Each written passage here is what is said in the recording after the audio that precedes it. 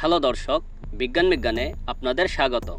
আজ আমরা জানব কেন মেট্রো রেলের বিয়ারিং প্যাড খুলে পড়ল, এর পেছনের বৈজ্ঞানিক কারণ কি, আর ভবিষ্যতে এমন দুর্ঘটনা ঠেকাতে কি করা দরকার।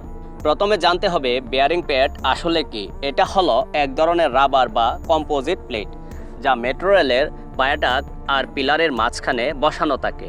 এর কাজ হলো রেল লাইনের কম্পন, ট্রেনের ওজন আর বাতাসের চাপকে শোষণ করা, একটা ভারসাম্য রক্ষা করা যাতে পিলার ফেটে না যায় আর ট্রেনের চলাচল মসৃণ থাকে।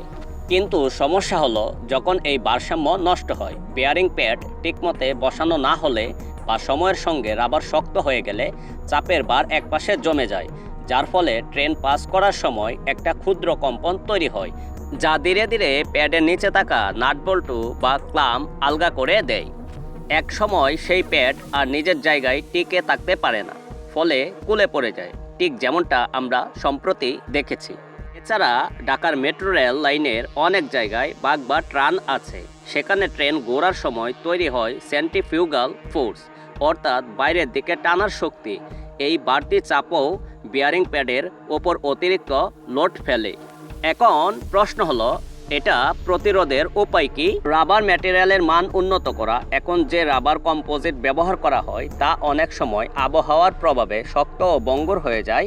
এর পরিবর্তে ব্যবহার করা যেতে পারে উচ্চমানের ইলাস্টোমার বিয়ারিং প্যাড যা তাপ ও কম্পনে স্থিতিশীল থাকে। রিয়েল টাইম সেন্সর সিস্টেম বসানো।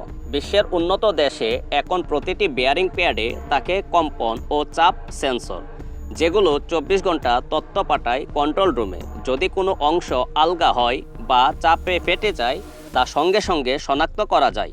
নিয়মিত পরিদর্শন ও রক্ষণাবেক্ষণ। প্রতি 6 মাসে একবার স্ট্রাকচারাল হেলথ চেক করা জরুরি।